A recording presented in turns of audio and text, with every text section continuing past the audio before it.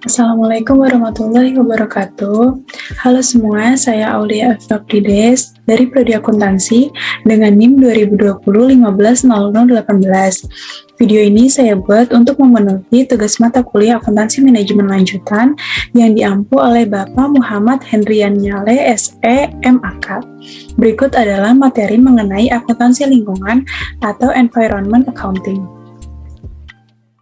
Definisi akuntansi lingkungan. Akuntansi lingkungan atau environment accounting atau bisa disingkat menjadi EA merupakan tanggung jawab perusahaan akibat dampak lingkungan sekitar yang timbul dari aktivitas bisnis.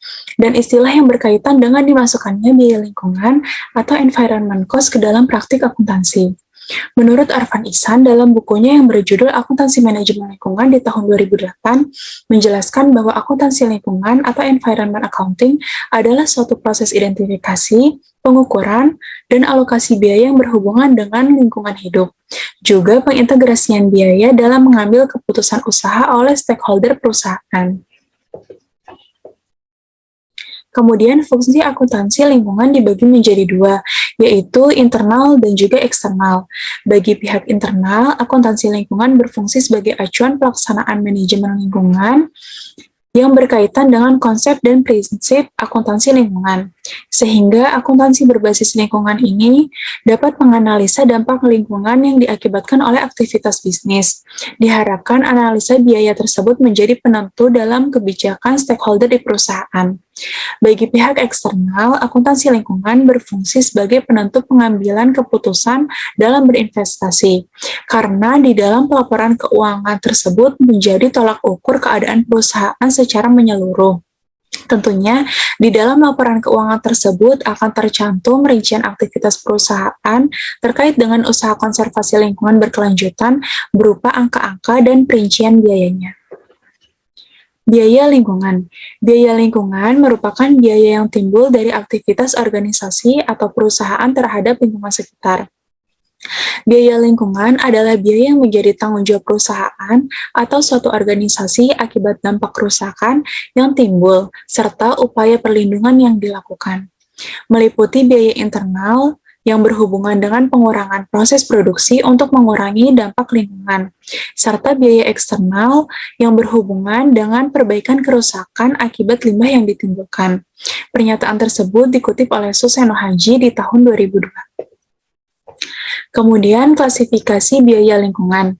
Yang pertama yaitu biaya pencegahan lingkungan atau environmental prevention cost, merupakan biaya untuk aktivitas yang dilakukan untuk mencegah produksi limbah atau sampah yang merusak lingkungan.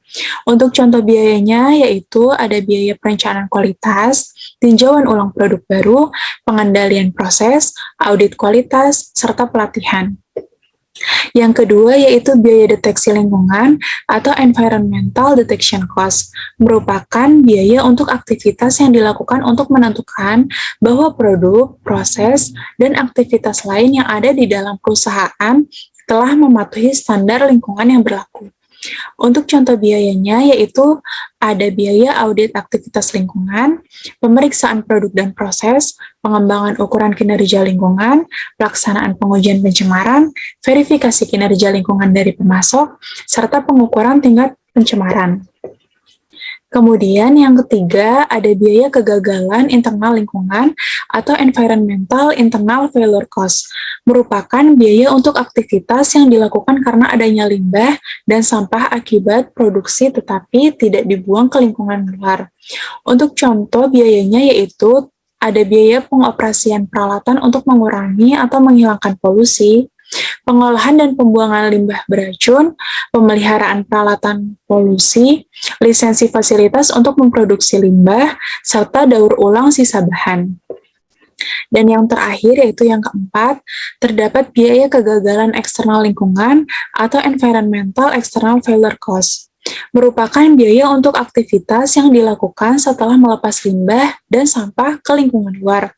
Untuk contoh biayanya yaitu biaya pembersihan danau yang tercemar, pembersihan minyak yang tumpah, dan juga pembersihan tanah yang tercemar. Tujuan biaya lingkungan yang pertama yaitu meminimalkan penggunaan bahan baku atau bahan yang masih asli. Yang kedua, meminimalkan penggunaan barang berbahaya. Yang ketiga, meminimalkan kebutuhan energi untuk produksi dan penggunaan produk. Yang keempat, meminimalkan pelepasan residu padat, cair, serta gas.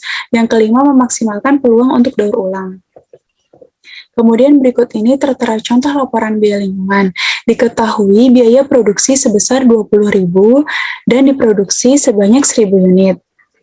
Untuk jenis biayanya, terdapat biaya pencegahan terdiri dari pelatihan sebesar 110, desain produk sebesar 170 dengan total 280. Biaya pemeriksaan terdiri dari pemeriksaan proses sebesar 220, pemeriksaan bahan sebesar 100, totalnya yaitu 320. Kemudian biaya gagal internal terdiri dari biaya produk rusak atau cacat sebesar 300, biaya pemeliharaan peralatan sebesar 300 dengan total 600. Kemudian yang terakhir yaitu biaya gagal eksternal terdiri dari biaya lingkungan alam seperti polusi udara dan air sebesar 600, biaya kebersihan sebesar 600, biaya penataan lahan sebesar 600 dengan total 1.800. Kemudian di sini tertera biaya operasi dengan satuan persen. 1,4% untuk biaya pencegahan. Angka tersebut didapat dari biaya produksi sebesar 20.000 dibagi dengan produksi unitnya yaitu 1.000. Didapatkan angka 20. Kemudian total biaya pencegahan 280 dibagi dengan 20 kemudian dikali dengan persen. Maka didapat 1,4%. Untuk biaya pemeriksaan, dengan biaya operasi 1,6% didapat dari biaya produksi sebesar 20.000, diproduksi sebesar 1.000, kemudian dibagi 20.000 dibagi dengan 1.000, maka didapat angka 20.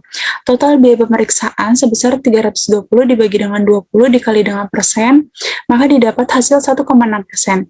Untuk biaya gagal internal, di sini tertera biaya operasi 3%, didapat dari biaya produksi sebesar 20.000 dibagi dengan 1.000 unit didapat angka 20, kemudian total biaya gagal internal dengan nilai 600 dibagi dengan 20 dikali dengan persen, maka didapat 3%. Untuk biaya gagal eksternal, biaya operasinya yaitu 9% didapat dari biaya produksi 20.000 dibagi dengan 1.000 unit, maka didapatkan angka 20. Kemudian total biaya gagal eksternal sebesar 1.800 dibagi dengan 20, maka didapat angka 9%. Untuk total biaya lingkungan dengan satuan rupiah sebanyak 3.000 dan biaya operasi dengan satuan persen didapat 15%. Akuntansi lingkungan merupakan cabang baru dari akuntansi karena adanya teori triple bottom line. Yang dimaksud dengan triple bottom line terdiri dari people, yaitu praktik bisnis perusahaan yang memperhatikan faktor tenaga kerja. Kemudian yang kedua ada profit, perusahaan mencari keuntungan dengan adil dan beretika. Dan yang ketiga ada planet, yaitu perusahaan mengelola sumber daya dengan baik dan bertanggung jawab atas limbah yang diakibatkan oleh aktivitas bisnisnya. Kemudian terdapat suatu aktivitas di dalam organisasi perusahaan yang disebut dengan Corporate Social Responsibility atau CSR.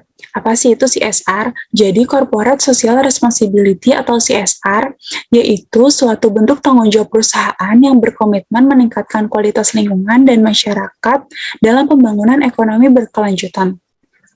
Dana dari CSR digunakan untuk sumbangan pembangunan fasilitas masyarakat, terutama di sekitar industri suatu perusahaan tersebut berada. Berikut adalah contoh kegiatan CSR yang diadakan oleh PLN Peduli dalam pengembangan UMKM. Kemudian yang kedua, terdapat kegiatan program donor darah yang diadakan oleh Bank Mayora. Yang ketiga yaitu pelatihan keterampilan dan seminar di bidang pendidikan yang diadakan oleh FIF Group Bogor. Mungkin cukup sekian yang dapat saya sampaikan.